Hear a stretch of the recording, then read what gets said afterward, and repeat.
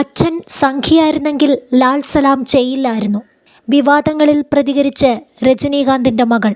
തമിഴ് സിനിമയിലെ എക്കാലത്തെയും വലിയ സൂപ്പർ താരങ്ങളിൽ ഒരാളാണ് രജനീകാന്ത്.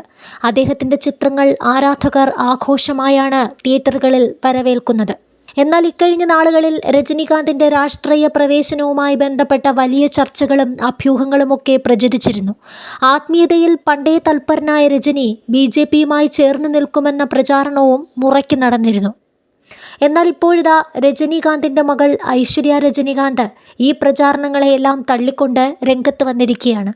രജനീകാന്ത് മുഖ്യവേഷത്തിലെത്തുന്ന ഐശ്വര്യ സംവിധാനം ചെയ്ത ഏറ്റവും പുതിയ ചിത്രമായ ലാൽ സലാമിൻ്റെ ഓഡിയോ ലോഞ്ചിലായിരുന്നു അവർ ഇക്കാര്യം വെളിപ്പെടുത്തിയത്. പിതാവുമായി ബന്ധപ്പെട്ട് വരുന്ന പല പോസ്റ്റുകളും തനിക്ക് വേദനയുണ്ടാക്കുന്നു എന്നാണ് ഐശ്വര്യ പറയുന്നത്. അദ്ദേഹം ഒരു മനുഷ്യസ്നേഹി ആയതിനാലാണ് ലാൽ സലാം പോലെ ഒരു ചിത്രത്തിൽ അഭിനയിച്ചതെന്നാണ് ഐശ്വര്യ പറയുന്നത്. ഒരു സംഖ്യയായിരുന്നെങ്കിൽ ഒരിക്കലും അദ്ദേഹം അങ്ങനെ ചെയ്യില്ലായിരുന്നുവെന്നും അവർ ചൂണ്ടിക്കാട്ടി. സൂപ്പർ സ്റ്റാർ രജനീകാന്ത് ഒരു സംഖ്യയല്ല. അദ്ദേഹം ഒരു സംഖ്യയാണെങ്കിൽ ലാൽ സലാം പോലെ ഒരു സിനിമ ഒരിക്കലും ചെയ്യില്ല. മനുഷ്യത്വമുള്ള ഒരാൾക്ക് മാത്രമേ ആ സിനിമ ചെയ്യാൻ കഴിയുകയുള്ളൂ, ഐശ്വര്യ പറയുന്നു. എൻ്റർടൈൻമെൻറ്റ് അനലിസ്റ്റ് കൂടിയായ സിദ്ധാർത്ഥ ശ്രീനിവാസ് ട്വിറ്ററിലൂടെയാണ് ഈ വിവരം പങ്കുവച്ചത്. നേരത്തെ രാഷ്ട്രീയ പാർട്ടിയുമായി ബന്ധപ്പെട്ട വാർത്തകൾ വന്നപ്പോൾ മുതൽ രജനീകാന്ത് BJP പാളയത്തിൽ എത്തുമെന്ന അഭ്യൂഹങ്ങൾ പ്രചരിച്ചിരുന്നു.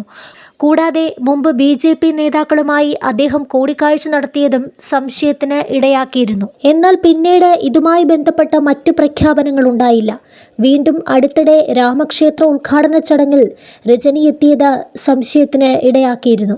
അതേസമയം രജനീകാന്തിനോടൊപ്പം വിഷ്ണു വിശാൽ, വിക്രാന്ത് എന്നിവരെ പ്രധാന കഥാപാത്രങ്ങളാക്കി ഐശ്വര്യ സംവിധാനം ചെയ്യുന്ന ചിത്രമാണ് ലാൽ സലാം. മൊയ്തീൻ ഭായി എന്ന കഥാപാത്രത്തെയാണ് തലൈവർ ചിത്രത്തിൽ അവതരിപ്പിക്കുന്നത്. മുൻ ഇന്ത്യൻ ക്രിക്കറ്റ് ടീം ക്യാപ്റ്റനും ലോകകപ്പ് ജേതാവുമായ കപിൽ ദേവ് ചിത്രത്തിൽ അഭിനയിക്കുന്നുണ്ട്. ഫെബ്രുവരി 9 ചിത്രം തിയേറ്ററുകളിലെത്തും.